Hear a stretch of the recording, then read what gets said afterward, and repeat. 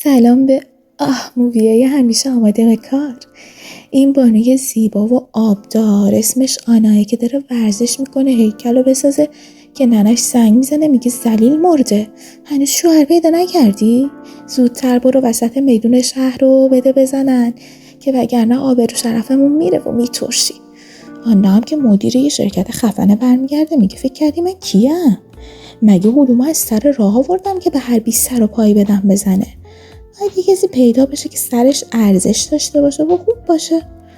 آنا فوق‌العاده مدیر سختگیریه و کارمندا مثل سگ ازش میترسن. یه روز که میره شرکت جلسه آنلاین برگزار میکنه و قرار میشه یه شعبه بزرگ بین‌المللی از شرکتشون بزنن و برای همین آنا باید بگرده و یه منطقه عالی و بزرگ برای تأسیس شعبه جدید شرکت پیدا کنه.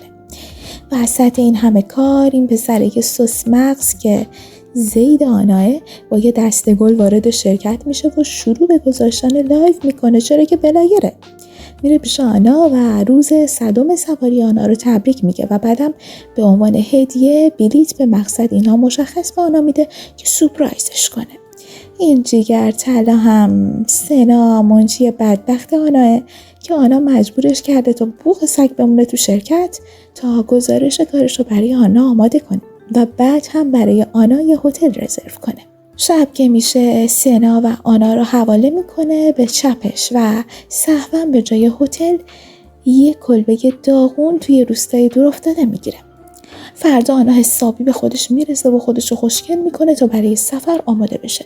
سوار قطار میشه و بعد از چند ساعت میرسه به مقصد و ماشینی که منشیش اجاره کرده بود رو میبینه. پسره میاد جلو میگه جون عجب دافی، بپر بالا که بریم. تو راه هم یه طور رانندگی میکنه که خار مادر آنا میاد جلوی چشماش. حالا از اون طرف دوست پسرش داره تخت آماده میکنه و با گل تزیینش میکنه، منتظر تا آنا برسه و حسابی بزنه تا نفت در بیاد. چند ساعت میگذره و راننده میگه داف خانوم باستن مبارک رو بنداز پایین که رسیدیم. وقتی آنا پیاده میشه با کلبه‌ای دور افتاده مواجه میشه که سگم اونجا پر نمیزده.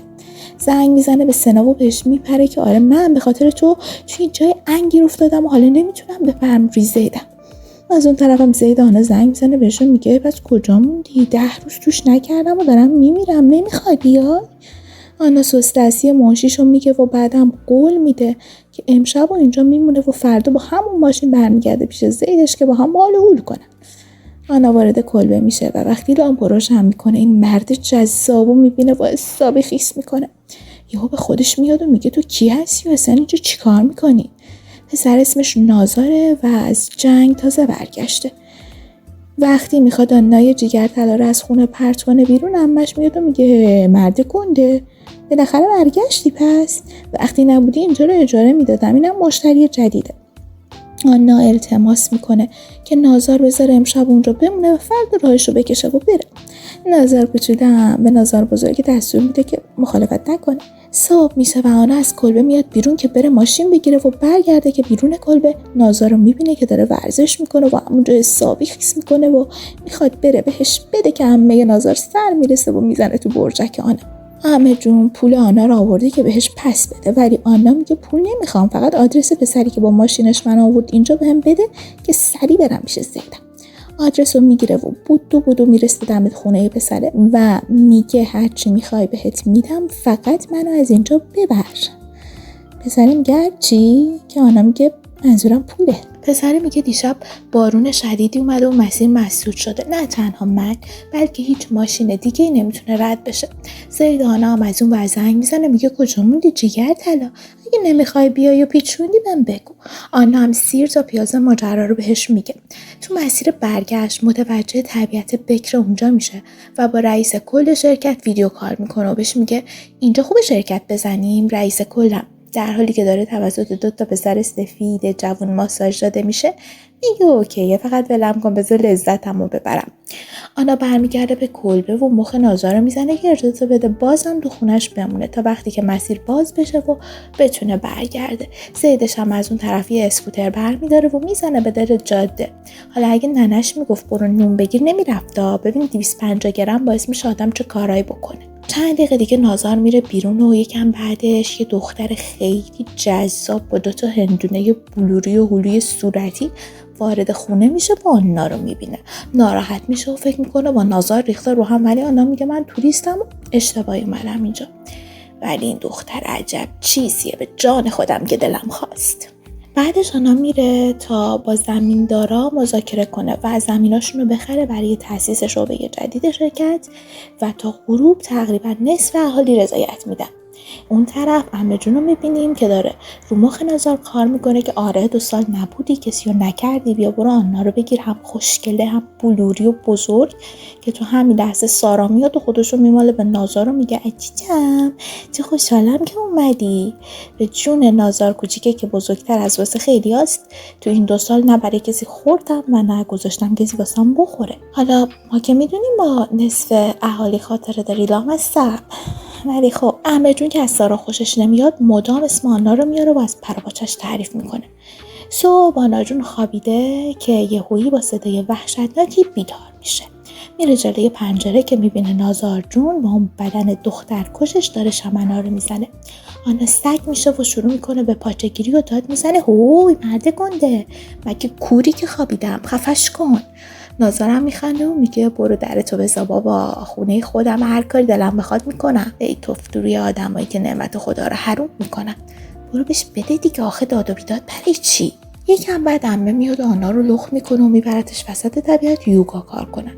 موقع تمرین رو مخ آنا کار میکنه که آره نازار پسر خوبیه، کارش رو خوب بلده، هیکلش دختر کشه. ولی آنا میگه من و نازار نستب و گربه هستیم و همینجوریش هم سایه هم با تیر میزنیم، حالا فکر کن با هلومن بر بره. عمه میگه نازار 10 سالش که بود مامان و باباش مردن و از همون بچگی نازار رو پای خودش وایساده و به همه اهالی هم کمک کرده. مثلا مشکل نازایی زنای مردم رو حل کرده، به دختر مردم آمپول زده، کلی کارهای خداپسندانه دیگه ای کرده. ریدم به این زندگی که حتی عمه‌های ما هم اینطوری نیستن. آنا که دلش میخواد پا میشه میره بازار و برای شام خرید میکنه. وقتی میرسه خونه ببینه سارا هم اونجاست. سارا برمیگرده و آنا میگه ای زنیکه خراب، تو میخوای عشق منو بدزدی و بهش بدی؟ آنا میگه خفه شو بابا، تو اصلا زیر اون بدن له میشی، بی ارزه. بعد هم شاهد یه دعوای زنونه خشن بین 2 حوری بهشتی آبدار صورتی سر یه پسر جذاب چهارشونه هستیم که یهو نازار میرسه و دعوا رو میبینه. آنا دست پیشو میگیره و خودش رو دوست میکنه و میگه اون اول بهم توهین کرد، ولی نازار میرینه به آنا و میگه بس دیگه بابا، قرار 2 روز بمونی، پاشو با سرتو جمع کن و برو. آنا بیچاره هم حسابی جلوی سارا ان میشه. نمیدونم طرف کیو بگیرم، خدای هر ستاشون جذابن دیگه. آنا قهر میکنه و چمدونش رو برمیداره و از خونه میزنه بیرون. وقتی عمه جون متوجه میشه میپره سر نازار و میگه مگه تو غیرت نداری که گذشته یه دختر صورتی تنهایی بره بیرون؟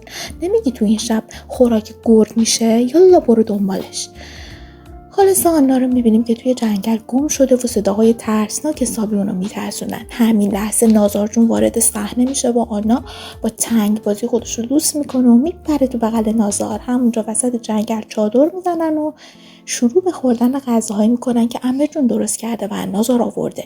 با هم گلاس مجلسی ریزم میزنن و شروع به تعریف کردن زندگیشون میکنن. نازار میگه شرمنده که هاپو بودم و پاچه سفیدتو گرفتم، آخه 2 سال تو جنگ بودم و تو این مدت اصلا دختر نکردم.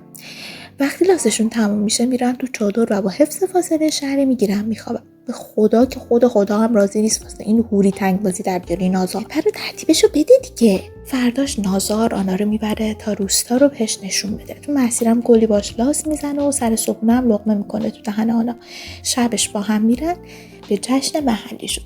نازار که راست کرده میخواد عملیات فردا شروع کنه که یهویی سارا میاد و میزنه کاسه کوزشون رو جمع میکنه. به هر بدبختی که بود از دست سارا خلاص میشن و میخوان به ادامه عملیات بپردازن که این بار رئیس شرکت میاد و با آنا صحبت میکنه، مثل اینکه میخواد هر جا سریعتر شعبه جدید تأسیس بشه. ای توف تو روح جفتتون که مدام مزاحم میشید. نازار که حسابی راست کرده بود ولی نتونسته بود بکنه توش و الانم متوجه شده که آنا میخواد روستا رو خراب کنه، حسابی عصبانی میشه و برمیگرده کلبش. همین لحظه زید آنا سر میرسه و در کسری از ثانیه تبدیل به اکس میشه. آنا برمیگرده شرکت که قرارداد بسته بشه و کارو شروع کنن. این طرف هم نازار داره آماده میشه که برگرده به جنگ. بعد از 6 ماه برمیگرده و آنا رو میبینه که داره خونه قدیمی پدر و مادر نازار رو بازسازی میکنه. میره جلو و میپرسه اینجا چی کار میکنی؟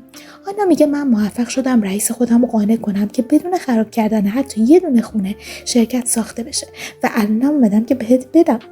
نازار ساکشو میذاره زمین و آنا رو این گونی برنج بلند میکنه و همونجا لب ازش میگیره و میگه 6 ماه هر شبش به یادت داشتم میزدم و حالا وقتشه که خود واقعی تو افتتاح کنم.